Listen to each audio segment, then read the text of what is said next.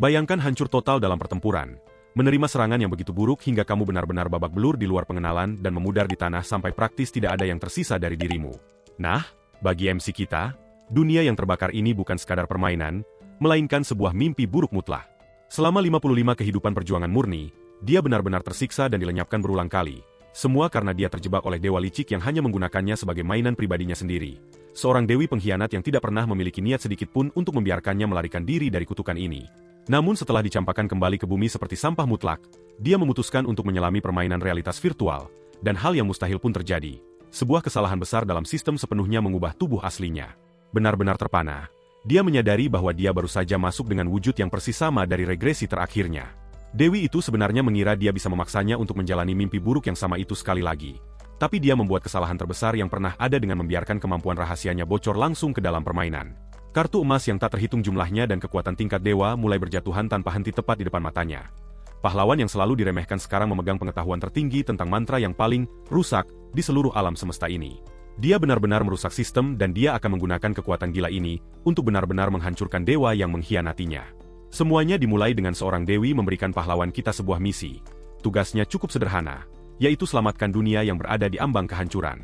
Jadi dia memberikan segalanya, berjuang dengan setiap ons kekuatan yang dimilikinya. Terluka, dia bertanya-tanya apakah pertempuran sudah berakhir dan kemana semua orang pergi. Saat itu, pria itu merasakan sakit yang hebat dan berakhir dengan meludah ke tanah. Pria itu benar-benar kehabisan tenaga dan nyaris tidak bisa berdiri. Karena kelelahan yang luar biasa, tubuhnya menyerah begitu saja. Protagonis kita sangat lelah dan roboh ke tanah. Dia pikir dia hanya butuh waktu sejenak untuk beristirahat. Jadi untuk waktu yang singkat, dia memejamkan matanya. Sebuah layar muncul menunjukkan status Kang Hambit sebagai telah meninggal. Sekarang dia melayang di kehampaan, tidak mampu menahan situasi itu lagi. Sebuah suara wanita berkomentar bahwa itu adalah siklus lain yang terbuang dalam penderitaan. Dia melanjutkan, mencatat perjalanannya cukup panjang kali ini. Kang Hambit menjadi geram dan membalas komentar wanita itu.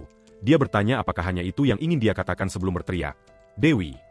Wanita itu menyarankan reinkarnasi dan dia membentak menyuruhnya berhenti.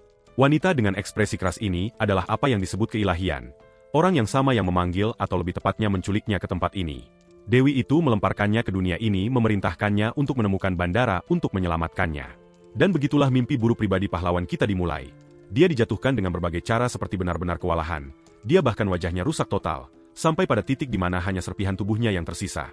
Melalui 55 siklus, dia menderita luar biasa dan menemukan 0 petunjuk. Protagonis menyatakan dia sudah muak dan menyuruhnya menemukannya sendiri. Keilahian mengklaim itu tidak mungkin dan dia membalas bahwa pikirannya akan hancur. Dia menganggap itu aneh karena dia tampak baik-baik saja. Tapi pria itu hanya membandingkannya dengan dinding. Secara teknis, dia tidak salah karena tubuhnya disembuhkan setiap kali dia kembali. Namun, kenangan-kenangan itu menghantuinya, mendorongnya jauh melampaui batas kemampuannya. Dewi berargumen permintaan itu tidak mungkin mengingat wujud wanitanya. Dia putus asa mendengar jawabannya, tapi dia mengungkapkan bahwa dia hanya bercanda. Bingung dengan situasi tersebut, pemuda itu benar-benar tersesat. Keilahian kemudian mengumumkan bahwa dia telah mencoba yang terbaik dan sekarang dapat pulang. Dia terpana, telah gagal menyelamatkan dunia sebanyak 55 kali. Dengan jentikan jarinya, dia berjanji untuk mengirimnya kembali segera. Kakinya mulai bersinar dan dia memohon padanya untuk menunggu, mengatakan dia punya pertanyaan. Wanita itu mengatakan dia sangat membantu dan pengalaman yang terakumulasi akan memberinya kekuatan. Terakhir, dia bilang dia bersemangat untuk melihat apa yang akan dia lakukan di sana. Tiba-tiba, sebuah suara memanggilnya, mengatakan ibunya sedang berangkat kerja. Duduk di tempat tidur with a pounding headache, pemuda itu mengerang tentang mabuk yang parah. 18 bulan telah berlalu sejak Kang Hambit kembali ke kenyataan. Ingatan dunia nyatanya kabur tetapi perlahan menajam. Dia mengutuk Dewi karena mengambilnya tepat 1 hari sebelum pendaftaran militernya. Karena itu, 18 bulan berlalu dan dia diberhentikan kemarin.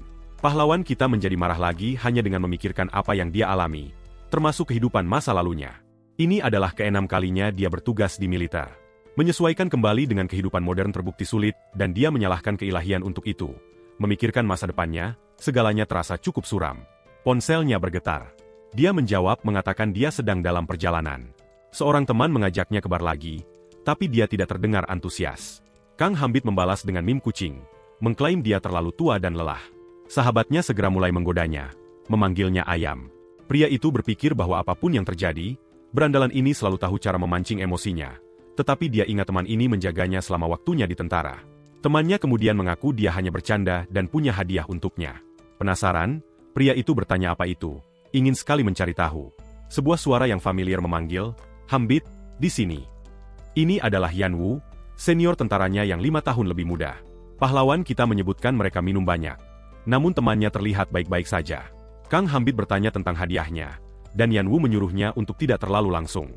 Protagonis berdiri untuk pergi, tetapi temannya dengan cepat menghentikannya. Yan Wu kemudian menunjukkan sebuah kartu untuk permainan realitas virtual bernama Record Project. Itu adalah kartu keanggotaan level 2 yang menyediakan akses ke perlengkapan VR permainan tersebut. Sahabatnya menyerahkan barang itu, menyuruhnya untuk mengambil hadiah itu saja, tanpa pamrih. Dengan kedipan mata, dia menambahkan bahwa hadiah itu bernilai sekitar 5 juta won. Hambit bercanda dia akan menjadi pengawalnya, dan yang lain mengajaknya menjadi teman sekamar, tetapi pemuda itu menolak, karena dia mulai bekerja besok, dan keluarganya kekurangan uang tunai. Yan Wu kemudian menyadari prioritas utama temannya adalah menghasilkan uang. Pemuda itu mengonfirmasi dia harus bekerja, dan sahabatnya meratapi kurangnya romantisme. Kesal, sang pahlawan mencengkeramnya bertanya apakah romantisme dan permainan membayar tagihan. Saat rambutnya ditarik, temannya berteriak bahwa bermain RP bisa membuatmu kaya. Dia berbicara tentang berpenghasilan ratusan juta dan protagonis menatapnya dengan skeptis. Mendengar angka itu, ekspresi pemuda itu berubah sepenuhnya, dan dia melepaskan temannya. Mengambil postur formal, dia meminta maaf dan dengan rendah hati meminta detailnya. Yan Wu mulai menjelaskan permainan dan wasiat terakhir pendirinya. Wasiat itu menyatakan bahwa orang pertama yang menyelesaikan permainan mendapatkan hak penuh atasnya. Berita ini membuat nilai mata uang dalam permainan meroket, karena permainan tersebut sudah menjadi hit. Sekarang panduan dijual dengan harga selangit dan korporasi besar membentuk tim. Tetapi pemain solo tidak dikesampingkan, yang menurut Hambit benar-benar gila. Pahlawan kita memutuskan untuk mencobanya, dan temannya merayakan pilihan itu. Dia pikir sahabatnya bersusah payah untuk menyiapkannya, jadi dia sebaiknya mencoba. Yan Wu menjadi bersemangat dan mulai bersiap agar mereka pergi ke acara permainan tersebut. Mereka segera tiba di sebuah bangunan yang ditandai dengan tanda zona acara khusus. Tempat itu penuh sesak dengan orang-orang dan temannya mengatakan itu tidak ada apa-apanya dibandingkan dengan negara lain. Untuk menerobos kerumunan, Yan Wu dengan kejam menyeret temannya pada kerah bajunya. Dia bersikeras mereka perlu membeli panduan pemula sebelum hal lain. Sahabatnya mengangkat sebuah buku menjelaskan permainan itu tidak menunjukkan belas kasihan kepada pendatang baru. Seorang pemain menulis panduan untuk pemula. Tanpa itu, Yan Wu akan berhenti. Pemuda itu mengambil buku itu untuk dilihat dan terpukul oleh apa yang ada di dalamnya. Di dalam panduan itu, dia melihat visi Dewi dan tidak bisa mengerti mengapa dia ada di sana. Buku itu secara eksplisit merinci misi sebelumnya untuk menemukan port. Meninggalkannya tidak bisa berkata-kata. Kata-kata terakhir keilahian terngiang di kepalanya, dan dia bertanya-tanya mengapa dia membiarkannya pergi. Temannya memanggil namanya. Khawatir dengan reaksinya saat dia mengepalkan buku itu. Akhirnya disadari oleh Kang Hambit, Dewi tidak pernah berniat melepaskannya. Sahabatnya mempertanyakan sikap seriusnya, dan pemuda itu mengatakan dia punya pertanyaan penting. Dia menunjuk ke sampul panduan dan bertanya tentang tim nol yang misterius. Yan Wu menjelaskan bahwa tidak banyak yang diketahui kecuali bahwa perusahaan itu dijalankan oleh putri pendirinya. Protagonis kita menganggap semuanya sangat mencurigakan. Mencurigai adanya hubungan dengan keilahian. Memejamkan mata, dia mencoba memahami mengapa sebuah permainan akan terlibat. Pada saat itu, ingatan kuat dari kehidupan masa lalu melonjak ke depan. Dunia yang terbakar tempat dia dikirim terasa nyata, sama sekali tidak seperti permainan. Perasaan menjijikan karena merenggut nyawa untuk pertama kalinya masih menghantuinya. Begitu juga siksaan yang menyakitkan yang dia rasakan ketika dia pertama kali menemui ajalnya. Keputusasaan karena kegagalan dan siklus tanpa akhir terbakar ke dalam ingatannya.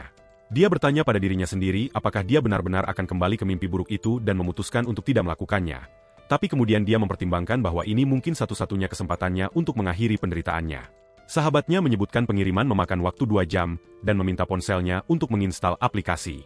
Dia juga menunjukkan buku itu kusut dan bertanya, apakah protagonis berencana membelinya. Yan Wu mengucapkan selamat tinggal, mengatakan dia akan masuk dan menunggunya di dalam permainan. Sang pahlawan melambai, berpikir bahwa terburu-buru tidak akan membuat perlengkapannya tiba lebih cepat. Tiba di rumah, dia menemukan sebuah kotak bercahaya di depan pintunya. Dia mengambil paket itu, memikirkan konsol baru yang mahal yang baru saja diterimanya. Terhampar di tempat tidurnya adalah pengaturan realitas virtual yang lengkap, siap untuk beraksi. Duduk, pemuda itu dengan hati-hati memeriksa setiap komponen perangkat. Dia memutuskan untuk mengunci pintu kamarnya, karena ibunya belum kembali. Sebagai tindakan pencegahan, he puts on a wristband. Lebih baik aman daripada menyesal. Sepenuhnya dilengkapi dengan perangkat VR, dia berbaring di tempat tidurnya untuk memulai. Sistem memulai pemindaian data, dan sensasinya terasa sangat realistis. Lengan dan kakinya terasa berat, tetapi layar penyesuaian tidak muncul. Pria itu bertanya-tanya apakah permainan itu error, Berpikir reboot sederhana harus memperbaikinya. Dengan itu, dia mengetuk tombol sistem untuk mencoba dan menyelesaikan masalah. Layar kemudian berkedip merah, menampilkan kesalahan pembuatan karakter. Sakit kepala tajam menyerang Kang Hambit saat dia memproses kegagalan sistem. Tiba-tiba, tubuhnya berubah, dan dia sekarang mengenakan pakaian permainan. Penglihatannya berubah, dan dia mendapati dirinya memperhatikan burung camar meluncur melintasi langit biru yang cerah. Dia juga bisa mendengar suara ombak laut yang menenangkan. Protagonis berada di kota pelabuhan Edun dan berpikir, sudah lama. Penasaran, pria itu berjalan ke jendela dan menatap pantulannya sendiri. Dia terkejut melihat wajah dalam permainannya identik dengan wajah dari kehidupan terakhirnya. Dengan mata terbelalak, pemuda itu menatap tidak percaya pada pantulannya. Penampilannya cocok dengan regresi terakhirnya, dan dia bertanya-tanya apakah itu sebuah pesan. Ingatan tentang tangannya yang ternoda cairan merah terlintas di benaknya. Dia menyadari Dewi ingin dia melanjutkannya tepat di mana dia tinggalkan. Pada saat itu, sebuah notifikasi dari Loper muncul, menyapanya sebagai Surgean. Sebutir keringat menetes di wajahnya saat dia melihat pesan teman-temannya yang tiada henti. Kang Hambit mengingat bahwa Loper adalah nama samaran yang digunakan Yan Wu untuk bermain game. Kemudian dia mendengar suara yang sangat familiar memanggilnya, "Bro," dengan riang. Pria berambut pirang itu muncul mengingatkannya bahwa dia telah meminta pesan saat masuk. Nama dalam permainan temannya adalah Lusurious Loper, yang merupakan pilihan yang cukup menggelikan. Yan Wu bertanya mengapa avatar temannya adalah salinan persis dari dirinya di dunia nyata. Sahabatnya menyuruhnya membuka jendela info dan memeriksa nama panggilannya. Patuh. Pemuda itu membuka menu dan melihat nama samaran barunya adalah Black Dragon. Ekspresi keputusasaan murni menyapu wajahnya dan temannya meledak tertawa. Pria berambut pirang itu menjelaskan bahwa nama panggilan bersifat permanen dan tidak dapat diubah. Mendengar ini, sang pahlawan berteriak bahwa situasi ini akan membuatnya gila. Dia mencengkeram temannya yang menyuruhnya untuk memeriksa notifikasinya sebelum hal lain.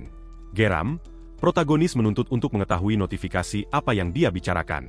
Sebuah permintaan muncul menanyakan apakah dia setuju untuk bergabung dengan siaran langsung Loper. Pria berambut pirang itu menjelaskan permainan itu memiliki platform streaming sendiri bernama Recorder. Dia mengusulkan pembagian keuntungan 50-50, bahkan menawarkan untuk memberinya 60%. Dengan tatapan muram, sang pahlawan diam-diam mempertimbangkan usulan tersebut. Dia dengan enggan setuju, melihat tidak ada pilihan lain, dan mengonfirmasi kesepakatan itu. Yan Wu merangkul temannya dan menyuruhnya untuk percaya pada rencananya. Dan with that, the stream goes live with Loper introducing his new partner, Black Dragon. Obrolan menyambut pemula itu, lalu segera mulai mengolok-olok namanya. Komentar-komentar itu menyinggung perasaan protagonis, dan dia marah pada lelucon tersebut. Temannya menyuruhnya untuk tenang, mengingatkannya bahwa mereka melakukan ini demi uang. Sang pahlawan menjadi lebih jengkel. Tetapi sahabatnya menenangkannya, dan dia bertanya, apa selanjutnya? Yan Wu menyarankan untuk memeriksa keterampilan yang direkomendasikan sistem untuk pemula. Pemuda itu melangkah maju dan menyentuh salah satu dari 3 kartu keterampilan. His friend is excited to see what his choice will yield. Tiba-tiba, cahaya biru terang menelan mereka berdua, mengejutkan mereka. Tanpa diduga, serangkaian besar kartu keterampilan muncul di hadapan mereka. Keduanya benar-benar terkejut tanpa petunjuk tentang apa yang sedang terjadi. Kartu emas yang tak terhitung jumlahnya terus muncul, entah dari mana, sementara temannya mengalami kepanikan total. Kang Hambit menyaksikan pemandangan itu dengan tenang. Obrolan menjadi gila, dan Yan Wu bertanya kepada temannya bagaimana dia berhasil melakukan itu. Sebutir keringat bergulir di wajah protagonis saat dia menatap kartu-kartu itu. Dia tampaknya sedang memproses situasi, dan temannya bertanya apakah ada yang salah. Saat itu, pemuda itu menyadari sesuatu dan ekspresi terkejut melintas di wajahnya. Yan Wu berteriak kegirangan, menyadari itu adalah keterampilan tersembunyi. He has agape because it's not just one, but multiple secret skills. Temannya mengatakan ini lebih dari sekadar rekomendasi. Dia belum pernah melihat begitu banyak ikon. Kang Hambit, bagaimanapun, menyatakan dengan tenang bahwa dia mengenali setiap keterampilan itu. Dengan senyum tipis, dia pikir itu awal yang layak dan memilih sebuah kartu. Strateginya adalah menggunakan keterampilan ini sebagai landasan untuk pertumbuhan yang stabil. Dengan begitu, dia dapat mengungkap niat sebenarnya dari Dewi pengkhianat itu. Pemuda itu memilih untuk memulai dengan sihir atribut api, karena itu yang paling konvensional. Setelah membuat pilihannya, dia berbalik ke temannya dan bertanya di mana dia bisa menemukan quest. Pria berambut pirang itu terkejut dengan pilihan sihir, dan pria berambut coklat bertanya apakah itu keputusan yang buruk. Obrolan segera mulai mengejeknya, mengatakan, Black Dragon sedang mencari romantisme dengan sihir. Kesal, pemuda itu tidak mengerti mengapa sihir begitu dipandang rendah, dan sahabatnya bersiap untuk menjelaskan. Yan Wu mengklarifikasi bahwa kemahiran adalah kuncinya dan sihir sangat sulit untuk dinaikkan levelnya. Sebuah bintang hanya muncul di level maksimal. Sampai saat itu, kamu tidak dapat melacak kemajuan keterampilan. Protagonis mengingat bahwa bakat dan dedikasi diperlukan untuk mempelajari apapun. Dia ingat sihir sangat sulit, yang membuat memilih master yang tepat sangat penting. Jadi dia bertanya siapa masternya dan apakah dia bisa memilih satu, tetapi temannya bingung.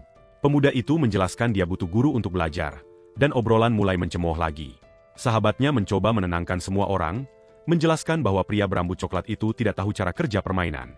He clarifies that you learn from skill box, not from in-game NPCs. Kang Hambit terkejut tentang buku-buku itu, berpikir betapa jauh lebih nyaman dunia sekarang. Kilas balik menunjukkan dia kelelahan di lantai, memohon masternya untuk mengakhiri pelatihan hari itu. Wanita itu memerintahkannya bangun, mengatakan masih banyak yang harus dipelajari, dan dia ingat betapa melelahkannya itu. Kembali ke masa sekarang, sang pahlawan mengatakan mereka harus pergi ke toko umum, membingungkan temannya. Dia tahu sihir api dapat dibeli dari Julio si penipu. Pria berambut pirang itu tidak mengerti mengapa, tetapi pemuda itu mengatakan itu untuk mendapatkan buku sihir darinya. Protagonis memanggilnya bajingan, menyatakan buku sihirnya benar-benar palsu. Tiba-tiba, donasi 100 won dari Julio muncul, dan Yan Wu berterima kasih padanya atas uang tunai itu. Pria berambut coklat itu tersentak oleh uang itu dan temannya mengonfirmasi dia juga menerima 500 won. Reaksi terkejutnya menghibur obrolan yang menganggap kepolosannya menggemaskan. He asked if 100 won is a lot to the blonde guy who calls it pocket change but good business. Pahlawan kita, bagaimanapun, menghargai setiap sedikit dan mengatakan dia akan menyimpan uang itu daripada sahabatnya. Temannya mengabaikan komentar itu, mengatakan mereka harus pergi ke tempat Julio bagaimanapun juga. Menyadari temannya hanya berdiri di sana, pria berambut pirang itu mendesaknya, bertanya apa yang dia tunggu, tetapi pemuda itu mengatakan dia harus menemukan master sihir dan menunjukkan kartu keterampilan kepadanya. Seorang wanita berambut pirang dengan mata hijau, bernama Sububa muncul di kartu sihir. Teman protagonis menatap kosong pada gambar wanita itu. He comments that she doesn't look bad, but the brunette size that's not a pound.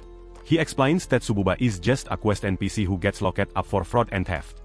Pria berambut pirang itu menambahkan bahwa banyak pemain meminta alur cerita untuknya, tetapi itu tidak pernah terjadi. Sang pahlawan memutuskan lebih baik menunjukkan hasil dan mengatakan mereka harus pergi mencari Atsubul. Obrolan menganggap konsep itu menarik, tetapi keras kepalanya mulai melelahkan mereka. Kang Hambit mengalah, memutuskan untuk mengunjungi Julio dan mencoba rute yang dibicarakan semua orang. Obrolan menjadi bersemangat karena perubahan hati ini, dan mulai memasang taruhan pada hasilnya.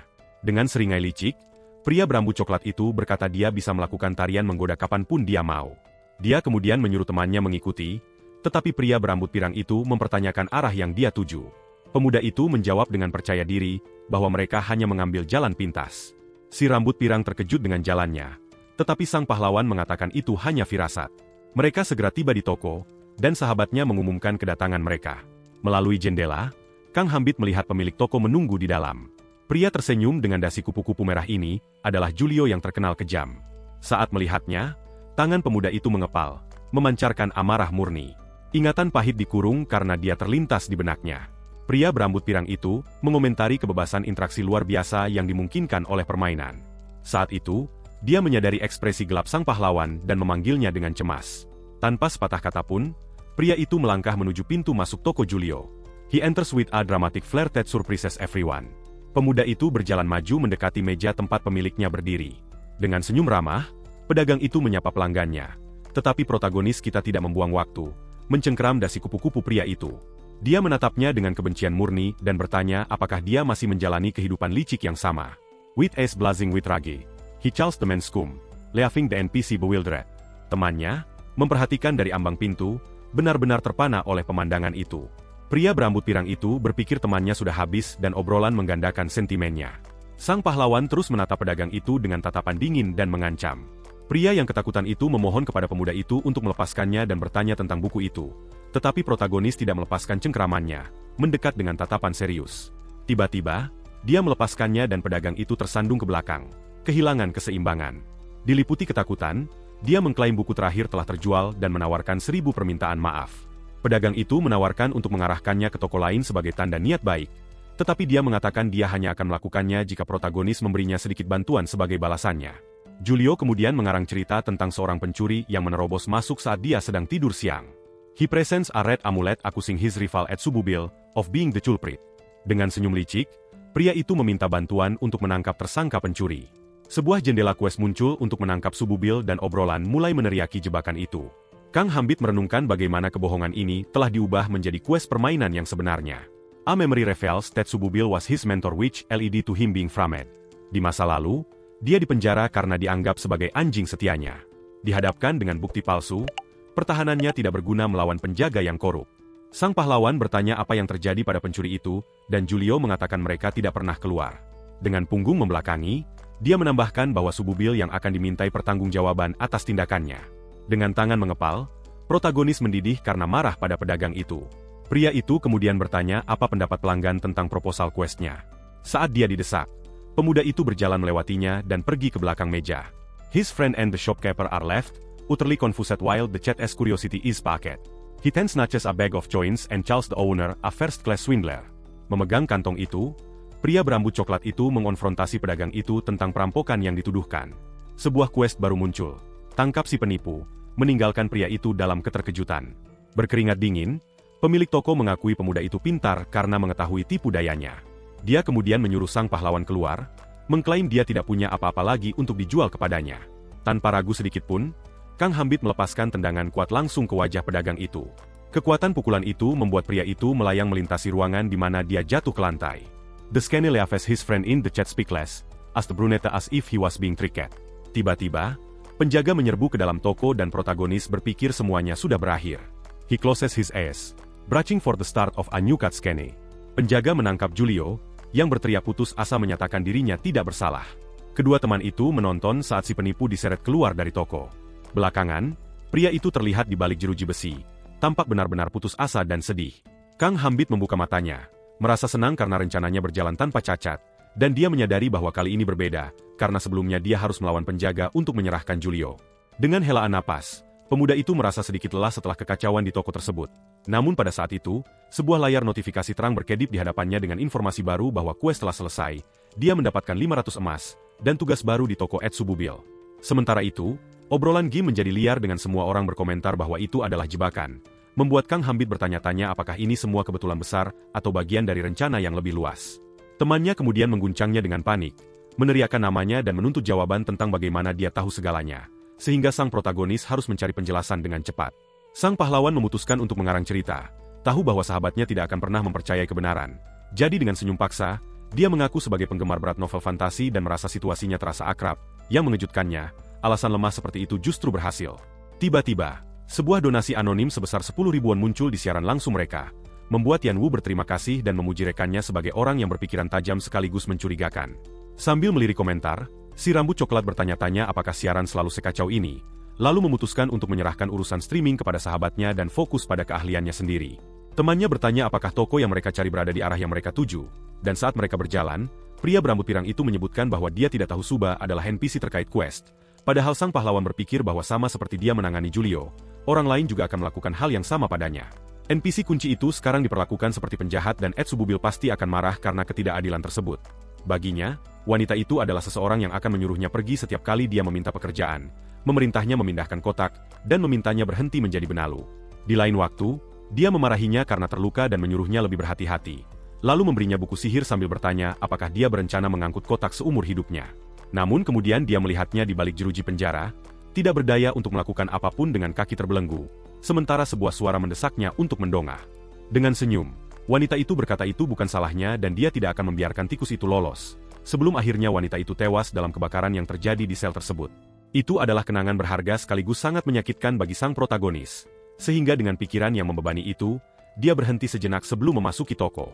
Saat membuka pintu, pemuda itu akhirnya melihat wanita berambut pirang di balik meja sedang memperhatikannya dengan pandangan bosan sambil menopang dagu, menunjukkan sedikit minat.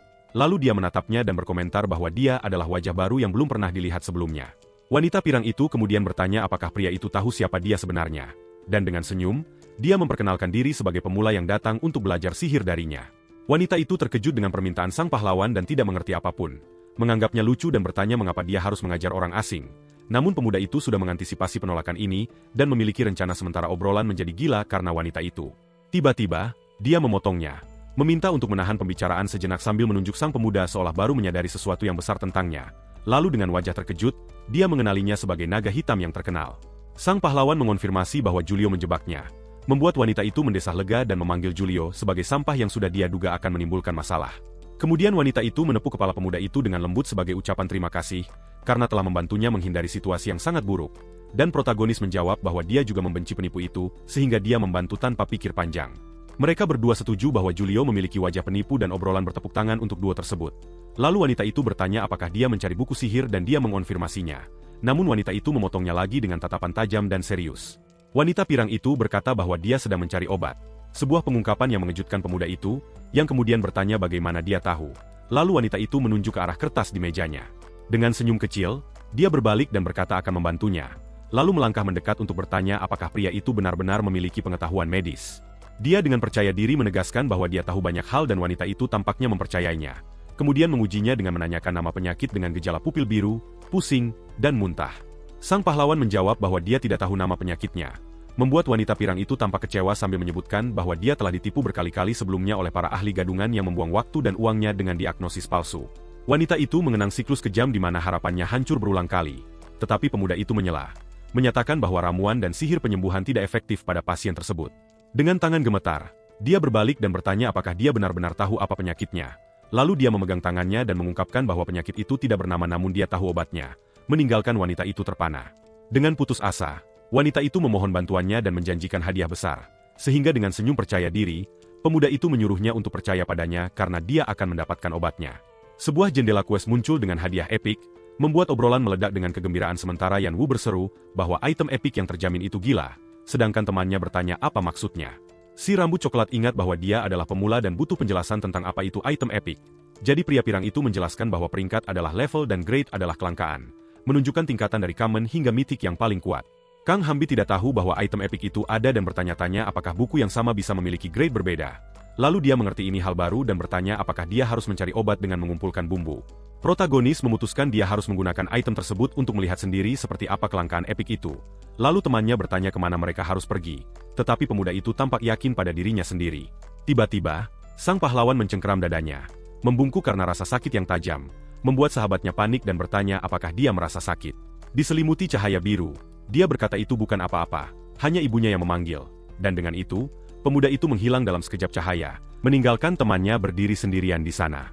Pria berambut pirang itu terdiam kaku, benar-benar bingung dengan apa yang baru saja terjadi pada rekannya. Sebuah layar biru muncul, dan sahabatnya berteriak frustrasi sementara orang-orang di obrolan menertawakan kesulitan sang protagonis.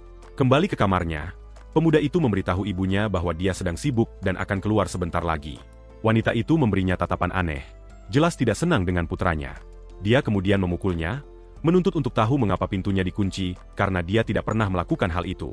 Dia menjelaskan bahwa dia mendapat hadiah dari Yan Wu, menunjuk ke arah perangkat VR di tempat tidurnya. Pemuda itu berkata bahwa temannya mengundangnya bermain, dan ibunya bertanya apakah itu game proyek rekor tersebut.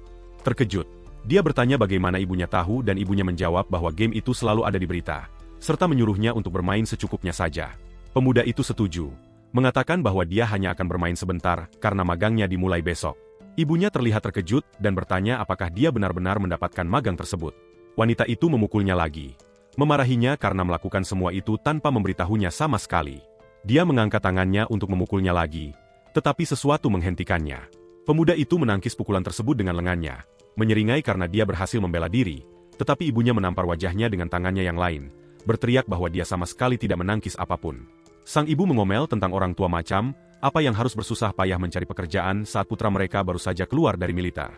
Dia menjelaskan bahwa setelah dia kembali kuliah, itu akan menjadi semester terakhirnya. Wanita itu memelototinya dengan wajah tegas, terdiam sejenak. Kemudian dia berkata bahwa perusahaan itu berada di Inseong, yang berarti dia harus berangkat sangat pagi besok. Berhenti sejenak di pintu, ibunya memperingatkannya untuk tidak melewatkan sarapan lagi, seperti yang dia lakukan hari ini. Pemuda itu menyebutkan bahwa Yan Wu membelikannya parfait dan ibunya berteriak, "Apakah itu alasanmu?" Dia mundur ke kamarnya dan menjatuhkan diri ke tempat tidur, kelelahan setelah berdebat dengan ibunya. Pemuda itu ingat bahwa dia sedang di tengah siaran langsung, tetapi dia tahu bahwa dia harus tidur lebih awal. Sementara itu, di dalam game, Yan Wu sedang panik sendirian saat obrolan menjadi liar. Sambil berbaring, pemuda itu menghela napas lagi, memikirkan betapa melelahkannya ibunya. Dia melirik jam, mengingatkan dirinya sendiri bahwa dia harus beristirahat untuk hari pertamanya bekerja. Rasa bersalah menghantam sang protagonis, karena meninggalkan temannya sendirian dalam situasi tersebut. Di sebuah forum daring, berita tentang misi epik dan keahlian tersembunyi telah menyebar dengan cepat seperti api. Postingan tersebut menampilkan hadiah yang mengklaim bahwa rutenya adalah untuk mendapatkan sihir dari Itsubu. Di sebuah kantor, Seorang pria mengejek bahwa siapapun akan tertipu oleh hal itu. Ini adalah Jai Hakim, seorang karyawan yang berasumsi bahwa kehebohan ini hanyalah tentang satu misi tersembunyi belaka. Dia menduga itu hanya pemasaran viral dari seorang streamer, dan bertanya-tanya siapa sebenarnya Loper ini.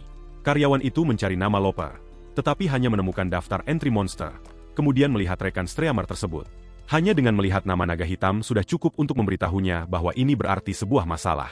Sambil berpikir, pria itu duduk dalam diam sejenak, mempertimbangkan seluruh situasi ini. Dia kemudian memutuskan bahwa dia harus melihatnya sendiri, apakah semua ini nyata atau tidak. Kembali ke dalam game, Yan Wu merasa kewalahan, tidak yakin bagaimana harus menangani begitu banyak penonton. Dia mencoba menenangkan banjir pertanyaan yang tak henti-hentinya, yang justru hanya membuatnya semakin gugup. Si Pirang menjelaskan bahwa naga hitam pernah bertugas di militer dan merupakan putra yang baik. Tiba-tiba, teman sang pahlawan sepertinya menyadari sesuatu, dengan raut wajah terkejut. Sebuah layar menunjukkan jumlah penonton yang meningkat dengan kecepatan yang luar biasa. Dia mulai panik, bertanya-tanya mengapa jumlah penonton meledak seperti itu. Dia segera mengetahui alasannya. Sebuah postingan tentang mereka telah masuk ke forum utama dengan penuh keputusasaan. Tepat pada saat itu, sebuah pesan dari naga hitam muncul, mengatakan bahwa dia harus lock off malam ini. Berita itu membuat pria berambut pirang tersebut tertegun dan tidak bisa berkata apa-apa kepada penonton. Tetapi pesan lain dari naga hitam muncul yang mengatakan bahwa dia akan meninggalkan sebuah petunjuk. Melihat pesan baru itu, si Pirang berhenti sejenak untuk memprosesnya. Dia kemudian beralih ke obrolan, mengumumkan bahwa temannya meninggalkan hadiah perpisahan. Petunjuk tersebut mengungkapkan bahwa obat untuk misi Itsubu bisa didapatkan dari bom Slimes, monster lendir bom. Keesokan harinya, di sebuah kota yang sibuk, matahari pagi mengintip di antara gedung-gedung pencakar langit. Mengenakan setelan jas yang rapi, pemuda itu memeriksa ponselnya, bertanya-tanya apakah dia berada di tempat yang tepat. Dengan penuh tekad, dia berjalan menuju gedung, mempersiapkan dirinya untuk hari pertamanya. Sebuah tanda di dinding menunjukkan bahwa Ink Technology berada di lantai 4. Dengan senyum gugup, dia masuk dan memperkenalkan dirinya sebagai peserta magang baru di perusahaan tersebut. Seorang pria yang sedang marah berteriak pada timnya, lalu memanggil Kang Hambit tentang beberapa revisi. Pemuda itu mendekat dengan bingung, sementara pria tersebut memelototinya dengan papan klip di tangan. Karyawan itu mengeluh karena harus menerima anak magang dan mempertanyakan apakah divisi HRD benar-benar melakukan pekerjaan mereka. Dengan tatapan penuh rasa jijik, pria itu menunjukkan ketidaksukaannya terhadap pendatang baru tersebut dengan sangat jelas. Dia kemudian memerintahkan Min Ho Lee untuk membawa peserta magang itu ke ruang konferensi dan membereskan semuanya. Karyawan lainnya memperkenalkan diri, memberitahu anak baru itu untuk bertanya jika dia memiliki pertanyaan. Dia menyuruh sang pahlawan untuk meletakkan tasnya dan mengikutinya untuk melihat mejanya serta menandatangani kontrak. Di dalam ruangan, pria itu menginstruksikan pendatang baru untuk menghapus papan tulis yang penuh dengan coretan. Tanpa mengeluh sepatah kata pun, pemuda itu mengambil penghapus dan mulai membersihkan seperti yang diperintahkan. Tepat pada saat itu, pria lain masuk sambil memegang cangkir dan bertanya mengapa hanya ada mereka berdua. Sambil menyesap kopinya, pria itu menatapnya dan dengan belak-belakan bertanya siapa dia dan apa yang dia lakukan di sana. Min Ho memperkenalkannya sebagai anak magang yang telah ia sebutkan beberapa hari sebelumnya, dan pria itu menyapanya. Pendatang baru itu membungkuk, berjanji untuk melakukan yang terbaik dan belajar sebanyak mungkin selama masa magangnya. Tetapi sang ketua tim menyuruhnya untuk tidak berusaha terlalu keras, cukup lakukan saja apa yang diperintahkan. Dia kemudian memberitahu pemuda itu bahwa dia boleh pergi segera setelah dia selesai bersih-bersih. Dengan sedikit pilihan, peserta magang itu keluar dari ruangan dan menuju pintu. Di luar, dia merenungkan bahwa dia sudah bisa melihat masa depan perusahaan ini, dan itu masih jauh lebih baik daripada dunia lain. Tiba-tiba, kakinya mulai bersinar dan dia ditarik kembali ke dalam game. Sekembalinya di sana, sang protagonis meminta maaf karena melewatkan pesan-pesan, menjelaskan bahwa pekerjaannya sangat intens. Temannya menatapnya dengan mata terbelalak, dan sang pahlawan bertanya mengapa dia mendapat tatapan seperti itu. Dengan senyum aneh, si Pirang bertanya apa masalahnya, menambahkan bahwa dia hampir menjadi gila. Si Pirang berteriak bahwa mereka mendapatkan jackpot. Siaran langsung tersebut melewati 5.000 penonton. Dengan itu, dia mengumumkan bahwa mereka akan memulai misi Suba, dan orang-orang di obrolan bertanya apakah sudah ada yang berhasil menyelesaikannya. Yan Wu dengan penuh semangat menjawab bahwa sejauh ini belum ada yang berhasil, tetapi obrolan tetap skeptis. Sang protagonis berkata dengan seringai bahwa semua orang di sini kurang berimajinasi dan harus berpikir di luar kebiasaan. Dengan percaya diri, berdehem, dia memberi isyarat agar semua orang mengikutinya, mengatakan bahwa dia akan menunjukkan kepada mereka bagaimana cara melakukannya. Saat dia menuju ke gerbang utama, temannya mempertanyakan apakah dia benar-benar seorang pemula, dan sang pahlawan mengulanginya bahwa dia hanya banyak membaca novel fantasi. Pria berambut coklat itu menambahkan bahwa dalam game dengan kebebasan yang begitu besar, Dia berpikir bahwa segala sesuatu mungkin saja terjadi. Seorang pemain di antara kerumunan berteriak bahwa itu bohong. Tetapi yang lain mendesak mereka untuk mempercayainya sekali ini saja. Melihat kerumunan besar itu, sahabatnya bertanya apa yang sedang terjadi. Dan sang pahlawan menjelaskan bahwa mereka ada di sini karena postingan di forum.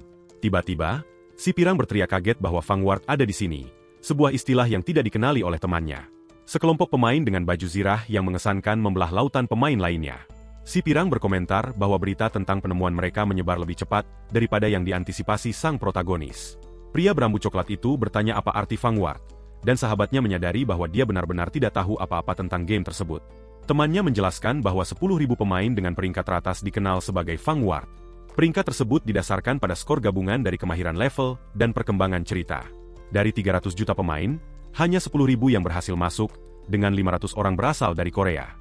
Kang Hambit bertanya apakah mereka tidak menggunakan sihir, dan temannya mengatakan kebanyakan dari mereka melewatinya untuk fokus meningkatkan level. Tepat pada saat itu, sang pahlawan memperhatikan sebuah busur bercahaya di punggung seorang pemain yang tampak familiar. Dia mengingatnya sebagai busur burung emas yang dibuat oleh pengrajin yang cukup terampil. Pemuda itu bertanya apakah mereka juga gagal, dan si pirang mengungkapkan bahwa banyak di antara mereka yang didukung oleh perusahaan besar.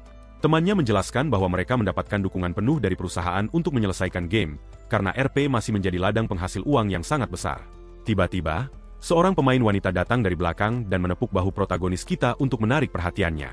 Dia mengenalinya sebagai naga hitam dan bertanya kapan dia akan mendemonstrasikan cara menyelesaikan misi tersebut. Seorang pria berdebat dengannya, bersikeras bahwa itu semua bohong. Tetapi wanita itu membalas bahwa mereka setidaknya harus mencoba. Muak dengan pertengkaran itu, sang pahlawan menampar pria tersebut dan menyuruhnya tutup mulut. Sang protagonis mengatakan bahwa mereka perlu pergi ke laut. Tetapi temannya mengingatkannya bahwa Slimes ada di hutan. Dengan senyuman, pemuda itu mengungkapkan bahwa untuk membuat obatnya, mereka akan membutuhkan sebuah alat pancing. Si pirang dan para penonton sama sekali bingung dengan hal ini, bertanya-tanya untuk apa mereka membutuhkan sebuah alat pancing. Sebuah donasi muncul dan si pirang mengeluh tentang para tengkulak yang menaikkan harga ikan. Dengan seringai, sang pahlawan mengatakan orang-orang itu bahkan tidak bisa memahami petunjuk sederhana. Si pirang bertanya mengapa mereka butuh alat pancing, dan apakah bahan-bahannya benar-benar ada di laut. Sang pahlawan memberikan jawaban, mungkin, dengan nada menyindir, dan temannya mulai kehilangan kesabaran. Yan Wu menjadi putus asa, meraih kakinya dan mengancam akan mematikan siaran langsung jika ia berbohong. Pemuda itu menyuruh temannya untuk mempercayainya, lalu dengan rendah hati meminjam 10.000 emas. Sahabatnya dan para penonton dibiarkan sama sekali tercengang dengan permintaan uang dari pria berambut coklat itu. Sementara itu, kerumunan besar pemain berkumpul untuk menyaksikan upaya mereka. Dari tembok yang tinggi, pria itu mengamati kerumunan yang semakin membesar, dan sang pahlawan mencatat bahwa sekarang ada lebih banyak orang.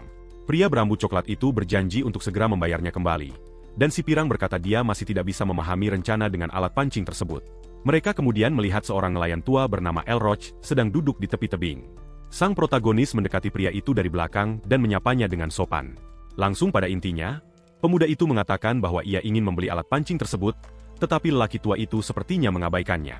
Jadi, dia bergerak lebih dekat dan menawarkan 50.000 emas, karena tahu lelaki tua itu bisa mendengarnya dengan sangat baik. Nelayan itu tetap diam sejenak. Tampak sama sekali mengabaikan tawaran tersebut. Tiba-tiba, mata lelaki tua itu terbuka lebar dan dia menolaknya, menyatakan bahwa itu bukanlah harganya. Dengan senyuman, pria berambut coklat itu mengatakan bahwa lelaki tua itu belum berubah dan membalas dengan tawaran 60.000. Nelayan itu memanggilnya anak nakal, mengingatkannya bahwa harganya 50.000, yang membawa kembali kenangan mereka saat memancing bersama. Merasa kesal, lelaki tua itu menyerah, menyuruh pemuda itu untuk melakukan sesukanya karena dia sudah lelah tawar-menawar. Sang pahlawan merayakan keuntungannya, dan sang nelayan meneriakinya untuk segera mengambil alat pancing itu dan pergi. Temannya kemudian berkomentar bahwa streaming tampaknya sangat cocok untuk sang protagonis.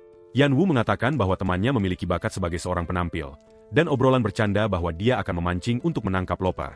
Si pirang menyarankan temannya untuk mencoba role-playing, bermain peran, tetapi dia mengatakan bahwa dia tidak tahu apa itu dan sudah membencinya. Temannya kemudian menjelaskan bahwa bom Slimes sangat sensitif dan akan meledak saat bersentuhan.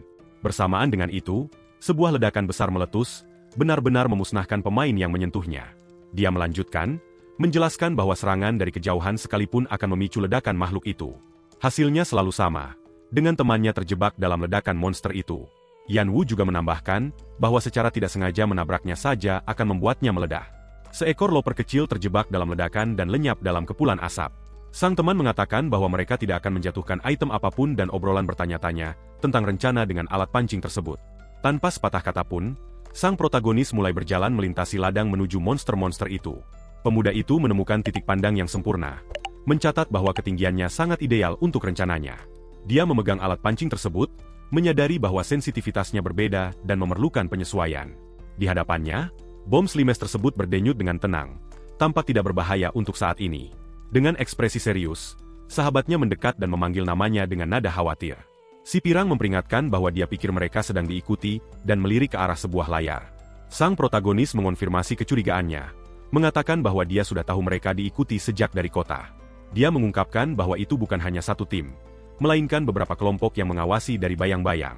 Pemuda itu kemudian meminta temannya untuk memunculkan jendela pengaturan layar game. Dengan seringai licik, dia meminta maaf kepada semua orang yang menonton siaran langsung tersebut. Pria berambut coklat itu mengatakan bahwa mereka akan mengubah sedikit layarnya dan bertanya-tanya, apakah dia harus memberikan sedikit lelucon. Dia mengulurkan tangannya lagi, meminta sahabatnya untuk mengoperkan jendela pengaturan kepadanya. Sekali lagi, sang pahlawan meminta maaf kepada semua penonton yang menonton siaran langsung. Kang Hambit mengumumkan adanya penyesuaian teknis sambil diam-diam merencanakan lelucon untuk semua orang. Sebuah kilas balik menunjukkan Yan Wu sedang membaca buku, memikirkan kecintaannya yang seumur hidup pada genre fantasi. Tetapi di militer, tidak ada yang berbagi minat dengannya, hal yang sering membuatnya merasa kesepian. Untuk menghabiskan waktu, dia akan membaca buku yang sama berulang kali sampai halaman-halamannya menjadi usang. Rutinitas ini berlanjut cukup lama sampai seorang prajurit baru bergabung dengan unitnya. Si pirang mendekati sang pemula dengan buku itu dan bertanya apakah dia tahu ceritanya. Pemuda itu membenarkan bahwa dia telah membacanya dan menunjukkan sebuah bagian yang menurutnya sangat menarik. Bahkan setelah membaca puluhan kali, sang pemula menyoroti detail-detail menakjubkan yang benar-benar ia lewatkan. Dengan tatapan merenung, si pirang terdiam sejenak, mempelajari pemuda itu. Kemudian dia mengatakan bahwa temannya itu luar biasa. Rasanya seolah-olah dia benar-benar pernah hidup di dunia itu. Beberapa waktu kemudian, Yan Wu melihat iklan untuk game tersebut dan langsung tahu apa yang harus dia lakukan. Dia yakin bahwa jika dia bermain dengan pria ini, perjalanan mereka pasti akan menjadi legendaris. Kembali ke masa kini, si pirang menyatakan bahwa hanya layarnya yang disiarkan, yang dikonfirmasi oleh temannya. Sang pahlawan menyarankan agar untuk saat ini, mereka harus bertindak seolah-olah mereka hanya fokus pada Slimes tersebut. Yan Wu menggunakan momen tersebut untuk meminta tambahan followers, pengikut, sementara naga hitam menyesuaikan layar, tetapi obrolan menjadi kesal. Sang protagonis membayangkan betapa frustrasinya mereka, karena hanya bisa melihat dari sudut pandang Yan Wu. Dia juga membayangkan meningkatnya kecemasan mereka, karena para pesaing lain mungkin akan menyusul. Ketegangan antara kelompok-kelompok yang mengikuti mereka tidak mungkin berlangsung lebih lama lagi. Jika kegelisahan ini berlarut-larut, seseorang pasti akan mengambil tindakan. Dengan alat pancing di tangan, pemuda itu fokus pada rencananya untuk menghadapi monster-monster tersebut. Dia merenungkan bahwa selalu ada orang-orang tidak sabaran yang terburu-buru dan merusak segalanya. Pada saat itu, sang protagonis secara dramatis menunjuk ke arah langit dengan jarinya. Dia kemudian melambaikan tangan ke kamera dan obrolan bersorak atas kembalinya siaran langsung layar tersebut. Dengan gerakan yang luwes, ia mencengkeram alat pancing tersebut dan bersiap untuk melemparkan kailnya. Tali pancingan itu melayang membentuk lengkungan lebar ke arah monster-monster yang menunggu di ladang. Pemuda itu mengungkapkan bahwa ada alasan spesifik mengapa dia membeli alat pancing tersebut dari Elroch tua. Dia menjelaskan bahwa kailnya sangat istimewa, sangat tajam sehingga para Slimes tersebut bahkan tidak merasakan sentuhannya. Kemudian, dengan menekan sebuah tombol pada alat pancing, sihir mulai terungkap di depan mata mereka. Berbagai duri melesat dari ujung kail, menanamkan dirinya ke dalam inti monster Slime tersebut. Dengan kail yang terpasang kuat, dia sekarang dapat mengendalikan ledakan monster tersebut sesuka hati. Lebih jauh lagi, Slimes lain yang terjebak dalam reaksi berantai yang diakibatkannya juga ikut terpengaruh. Namun alih-alih meledak, monster-monster itu hanya jatuh ke tanah tanpa daya. Pemandangan ini membuat para pemain lain yang memata-matainya benar-benar terkejut dan tidak bisa berkata-kata. Pemimpin kelompok itu memutuskan bahwa yang terbaik adalah mundur untuk saat ini, karena rencana mereka telah menjadi bumerang. Namun saat ia berbalik, ia dikejutkan oleh sesuatu yang dilihatnya di antara pepohonan hutan. Tiba-tiba, Slimes mulai turun dari langit, membuat semua orang lari kocar-kacir dalam kepanikan. Satu pemain membeku dalam ketakutan, hanya bisa mengumpat pada situasi yang sulit dipercaya tersebut. Sementara itu, sang protagonis dan temannya dengan tenang menyaksikan kekacauan itu dari kejauhan. Dengan senyum puas, dia mengatakan bahwa itu sudah membereskan para stream sniper, penguntit siaran langsung, yang membuntuti mereka. Sang pahlawan kemudian bersiap untuk kembali ke tugas yang ada, tetapi obrolan mempertanyakan langkah selanjutnya. Obrolan bertanya-tanya apa yang akan dia lakukan karena semua slimes di depannya telah meledak.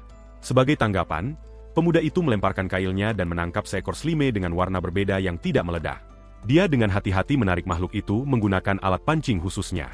Dia kemudian dengan lembut menempatkan slime kekuningan itu ke dalam tas kain. Dengan seringai, pemuda itu mengumumkan bahwa bahan misi telah berhasil dikumpulkan. Kang Hambit menjelaskan bahwa itu adalah slime gagal. Ketika sebuah kelompok besar meledak, beberapa di antaranya mungkin gagal untuk meledak. Temannya bertanya apakah misi tersebut dapat diselesaikan hanya dengan meniru langkah-langkahnya. Dengan senyum licik, sang pahlawan menjawab bahwa kendalinya tidak akan semudah itu untuk ditiru. Dia kemudian menghela napas, bersiap untuk akhirnya kembali ke kota Edun. Sementara itu, bersembunyi di semak-semak, seorang pria menghela napas lega karena telah lolos dari kekacauan itu. Ini adalah Jai Hakim, Kim Ja, seorang karyawan di sebuah perusahaan kecil pengumpul emas, Gold Farming. Dia merenungkan bahwa pemain ini, naga hitam, bukanlah pemula biasa. Karyawan itu yakin bahwa ia adalah pemain besar yang didukung oleh perusahaan raksasa. Tetapi ia tidak habis pikir mengapa orang seperti itu mau bekerja sama dengan streamer kecil. Mungkin itu adalah pengalihan untuk menjauhkan perhatian dari sesuatu yang ditemukan oleh Fang Ward. Terlepas dari itu, Jai memutuskan untuk fokus menyelesaikan misi Itsubu terlebih dahulu. Menyelesaikan tugas ini sendirian akan memenuhi kuota kinerjanya selama sebulan penuh. Namun, karyawan tersebut tidak mampu mencapai hasil yang sama seperti sang protagonis. Kembali ke toko, Itsubu sangat marah, menuntut untuk tahu benda apa yang dia bawakan untuknya. Dia berteriak, bertanya apakah pria itu membawa ramuan menjijikan ini sebagai obat untuk pasien. Kedua sahabat itu berdiri dalam diam, dan si pria berambut coklat bertanya-tanya apakah bentuknya memang seburuk itu. Wanita berambut pirang itu menghela napas, mengatakan bahwa ia akan memberinya kompensasi atas insiden Julio, tetapi kemudian menyuruhnya pergi. Dia lalu membalikkan badan, jelas-jelas sudah selesai dengan percakapan itu. Sang pahlawan berkomentar bahwa wanita itu tampaknya tidak seputus asa sebelumnya. Wanita itu berputar dengan cepat. Matanya dipenuhi amarah yang murni, benar-benar murka oleh komentarnya. Dia menjerit, bertanya beraninya dia mengatakan hal seperti itu padahal dia tidak tahu apa-apa. Tanpa berpikir panjang, pemuda itu memaksa memasukkan sendok ke dalam mulut wanita tersebut. Wanita itu secara tidak sengaja menelan obat tersebut. Terkejut oleh tindakan sang protagonis, pemandangan itu membuat kedua temannya benar-benar terdiam dan terpaku di tempat. Sahabatnya mencatat bahwa ekspresi wanita itu sangat jujur, dan sang pahlawan adalah pelanggan yang tangguh. Masih dalam keadaan syok, wanita itu bertanya apakah dia baru saja memaksanya memakan benda itu. Tiba-tiba, dia merasakan gelombang mual dan berlari menjauh dari mereka untuk muntah. Sang protagonis berkomentar bahwa efek obat itu tentu saja langsung terasa. Suara muntahan yang keras dari balik pintu menegaskan bahwa dia tidak baik-baik saja. Dengan marah, wanita itu mencengkeramnya, berteriak dan menuntut untuk tahu apa yang dia pikir sedang dia lakukan. Dia mengatakan sesuatu yang aneh seperti sebuah biji keluar dari mulutnya, dan dia tidak mengerti mengapa. Dengan senyuman, pemuda itu mengungkapkan bahwa itulah penyebab sebenarnya dari penyakitnya. Dia kemudian berkomentar bahwa rencananya berjalan dengan sangat lancar dan wanita itu kembali mual. Suara itu sekali lagi memenuhi toko, membuat kedua sahabat itu terdiam kaget. Dengan marah, wanita itu mencengkeramnya lagi, menjerit tentang apa yang telah dia lakukan, tetapi dia hanya menatapnya dengan senyuman. Wanita itu menyebutnya orang aneh, dan sang pahlawan bertanya apakah dia memuntahkan sesuatu yang menyerupai biji. Dengan senyum percaya diri, pemuda itu menegaskan bahwa itulah yang selama ini membuatnya sakit. Dia mengungkapkan bahwa itu adalah penyebab penyakit yang memengaruhi dirinya dan ibunya, membuat wanita pirang itu terpana. Sang protagonis mengatakan bahwa dia menyadari penyakit wanita itu saat pertama kali melihatnya di toko. Kang Hambit menyimpulkan bahwa dia menderita dalam diam, takut membuat ibunya khawatir. Ditambah lagi, dia takut penipu seperti Julio akan menggunakan kondisinya untuk melawannya. Itsubu bertanya bagaimana dia bisa tahu dan pemuda itu berpikir dalam hati bahwa dia bahkan tidak bisa menyebutnya bodoh. Dia menjelaskan bahwa itu adalah biji parasit dari selatan yang menempel di perut dan tumbuh. Pemuda itu mengatakan dia tertular karena memakan bahan-bahan penting impor, dan hanya lendir slime yang bisa melepaskannya.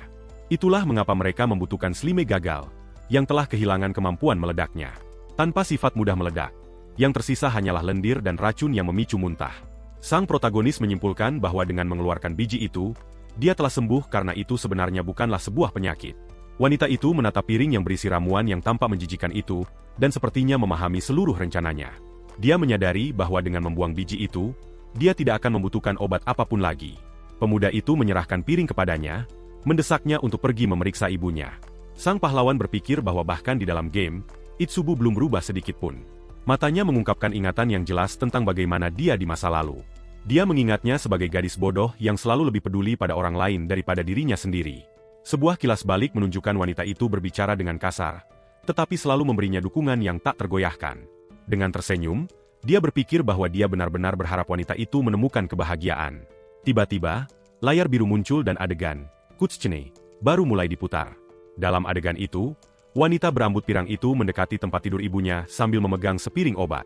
Dia menawarkan sesendok ramuan kepada ibunya, memintanya untuk menyesapnya. Dengan lembut, wanita itu membantu ibunya meminum sedikit obat yang disiapkan sang pahlawan. Sang ibu kemudian menatap putrinya dengan ekspresi terkejut. Tampaknya merasa lebih baik. Mata wanita berambut pirang itu membelalak melihat pemulihan ibunya yang tiba-tiba. Kembali ke toko, Yan Wu yang terkejut menceritakan bagaimana ibunya mengeluarkan biji-bijian berukuran besar. Dengan marah, Itsubu menyatakan bahwa para dokter gadungan itu akan tamat dan tidak akan lolos dari keadilan. Sambil tersenyum, sang pahlawan berpikir sudah lama sejak dia melihatnya tersenyum seperti itu. Dengan senyuman dan air mata di matanya, wanita itu mengungkapkan rasa terima kasihnya yang tak terhingga atas bantuan para pemuda itu. Sang protagonis bertanya apa yang telah mereka lakukan, dan wanita itu menjawab bahwa dia telah menyelamatkan nyawanya dan nyawa ibunya. Untuk itu, dia berkata bahwa dia harus memberi mereka hadiah dan mengambil sebuah buku untuk sang pahlawan. Wanita itu kemudian menyerahkan buku mantra yang dia cari selama ini. Pemuda itu berterima kasih padanya. Tetapi wanita pirang itu bersikeras bahwa dialah yang seharusnya berterima kasih atas semua yang telah dia lakukan. Temannya meminta untuk menyentuh buku itu, tetapi si pria berambut coklat menolak, karena sudah memikirkan tentang misi berikutnya.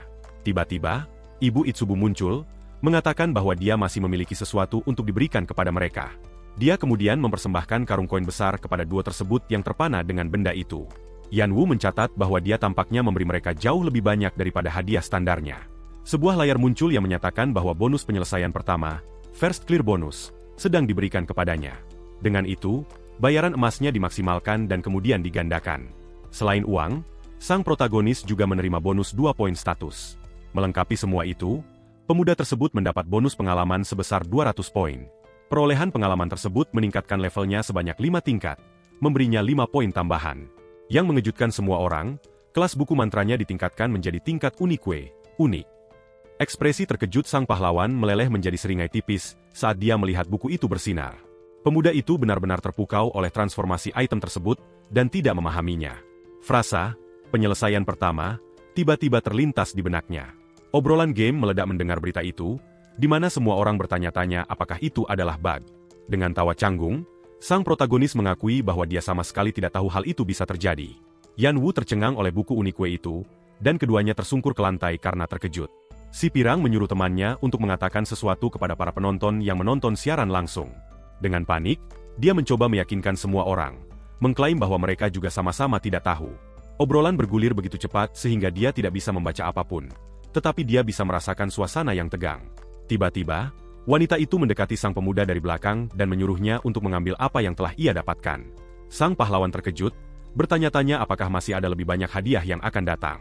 Layar baru muncul dengan pencapaian, penyelamat pertama Itsubu, yang terbuka. Dia juga mendapatkan surat pengantar dari wanita itu, dan 1 poin status lagi untuk digunakan. Wanita itu menyerahkan sepucuk surat, menjelaskan bahwa itu adalah pengantar untuk pandai besi kota. Pemuda itu bertanya tentang pandai besi tersebut, dan dia mencatat bahwa mereka kekurangan senjata dan perlengkapan mereka buruk. Dia kemudian menegurnya, mengatakan bahwa bau busuk itu berasal dari Slimes, bukan dari mereka. Dengan senyuman, wanita berambut pirang itu mengucapkan terima kasih yang sebesar-besarnya, dan kolom obrolan menjadi heboh karena kecantikannya. Pemuda itu hanya tersenyum dan dengan tenang menyetujui apa yang baru saja dikatakan wanita itu. Di luar, temannya bertanya apa selanjutnya, dan sang pahlawan berkata bahwa dunia ada di genggaman mereka.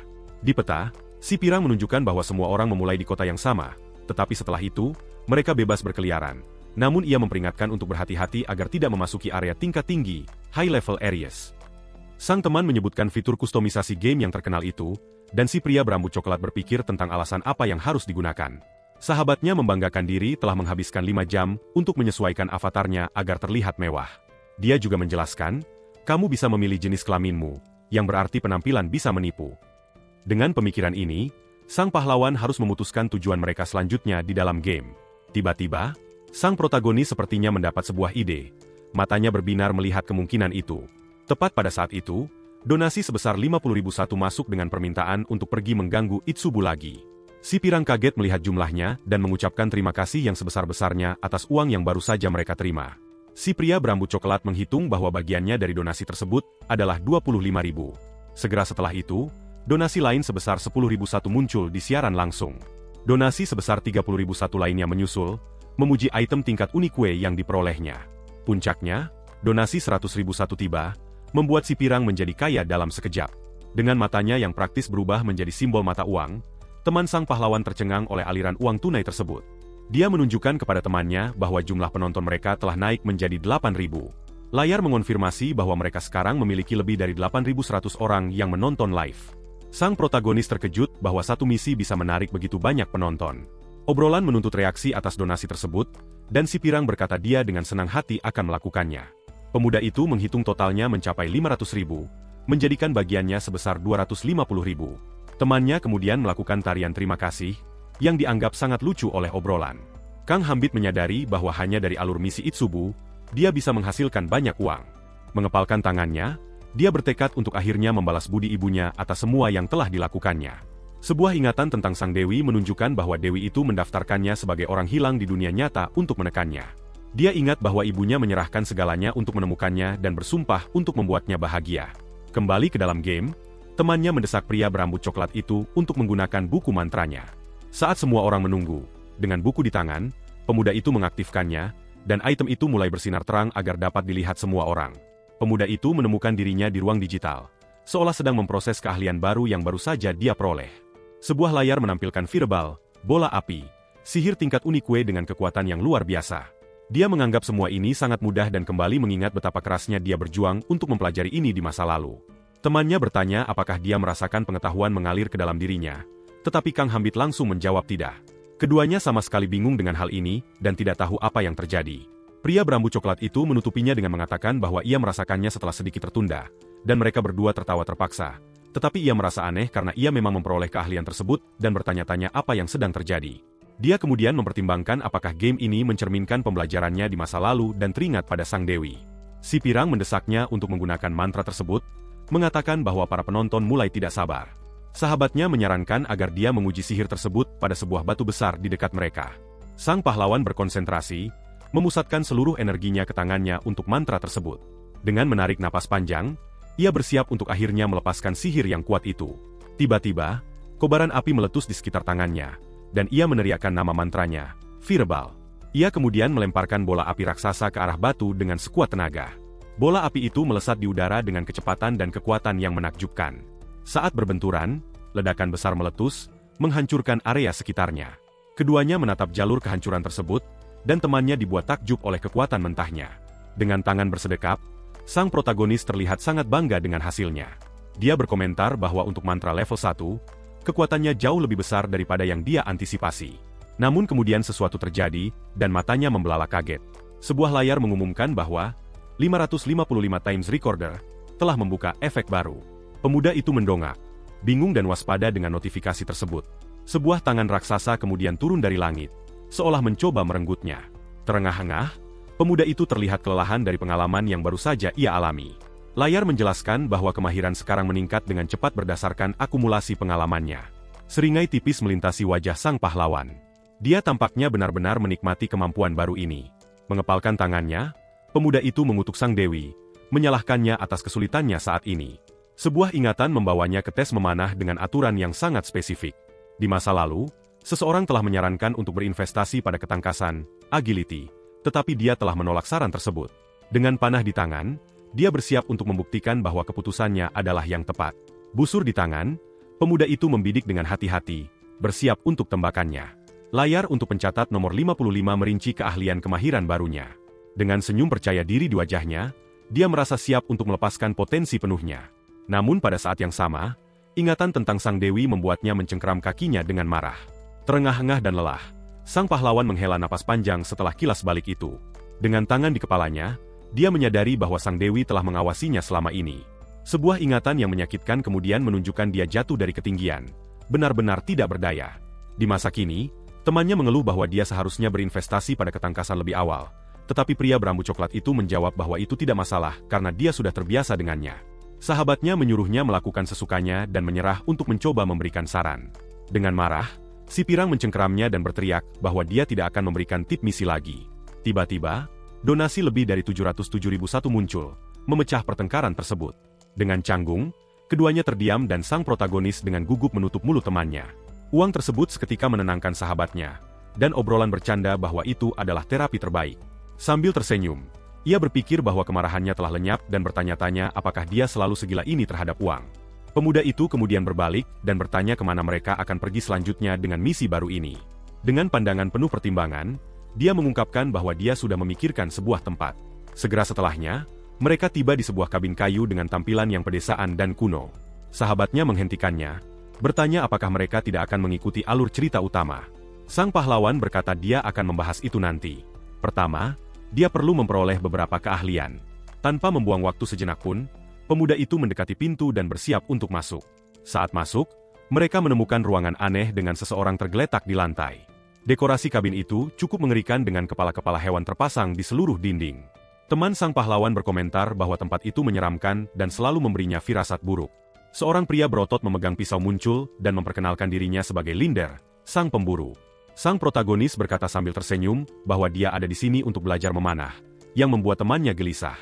Tanpa sepatah kata pun, sang pemburu membanting sepotong daging besar ke meja mereka. Si pirang ketakutan, mengatakan bahwa dia ingin menjadi seorang penyihir, mage, tetapi si pria berambut coklat sama sekali mengabaikannya. Pemuda itu berpikir bahwa kesenjangan tingkat kemahiran mereka di masa depan akan sangat besar. Dia kemudian memberitahu sahabatnya bahwa dia memiliki gagasan yang salah tentang sihir dalam game ini. Mengangkat satu jari, dia menjelaskan, sihir bukan hanya tentang menekan tombol. Masalahnya lebih mendasar dari itu. Melanjutkan penjelasannya, sang pahlawan menyatakan bahwa sihir adalah matematika murni dan membutuhkan perhitungan yang tepat. Dengan tinju di udara, ia merayakan 287 poinnya, sebuah pencapaian yang mustahil. Adegan kemudian beralih ke atas sebuah gedung dengan cerobong asap besar yang megah. Tiba-tiba, koin emas mulai berjatuhan dari langit dengan cara yang misterius dan aneh. Sebuah tangan feminin menangkap koin-koin itu di udara saat ia mengeluh bosan dan kurang hiburan. Wanita itu menggerutu bahwa ia hanya menghadapi lawan-lawan yang lemah, yang sama sekali tidak menyenangkan. Dengan ekspresi bosan, ia sepertinya sedang mencari tantangan yang jauh lebih besar. Tepat pada saat itu, wanita itu melihat dua orang memasuki sebuah gang dan menjadi cukup penasaran. Dengan menyeringai, ia bertanya-tanya orang bodoh macam apa yang mencari masalah di luar sini sendirian.